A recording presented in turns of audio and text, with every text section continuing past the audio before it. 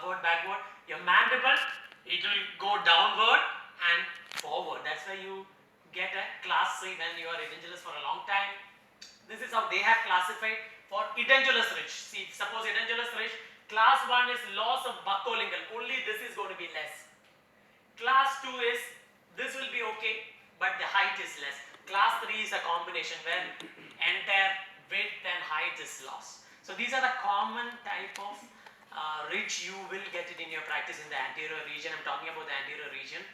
And similarly, you will get the sockets like that, or tooth which you're supposed to remove and place implant like that with bone. Okay, this is a deficiency, this is a flow chart. Vertical, how do you manage?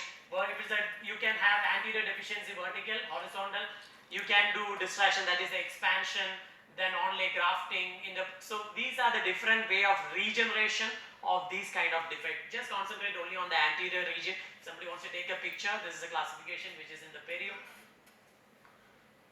Okay, so posterior and anterior, this is the classification. If it is only horizontal loss, then veneer grafting, you can just pump in some graft and keep membrane, that's okay. But when it is a vertical graft, then it is become little tricky. As he said, it is not very easy to bring back the bone. Mandible is almost the same, it's okay. Probably I can share those things. And prosthetic designs, you should know what type of prosthetic design. You know FP1 process is FP2, FP3.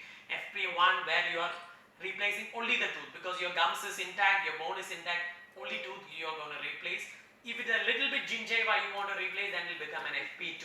Then everything in gums, bone, gingiva, all three together, then will become an FP3 process. So all these are important criteria which you have to keep in your mind when you are doing anterior aesthetics. Then if you want to do regeneration, we cannot get away from these materials. We will have to have bone grafts. Now you have different types of bone graft: autograft, isograft, allograft, alloplast, xenograft, composite, lot of things.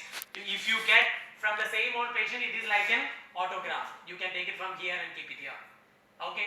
Then the allograft, you will get it from the human itself, but not from the same person, from somebody else. But it can be irradiated or dried freeze bone.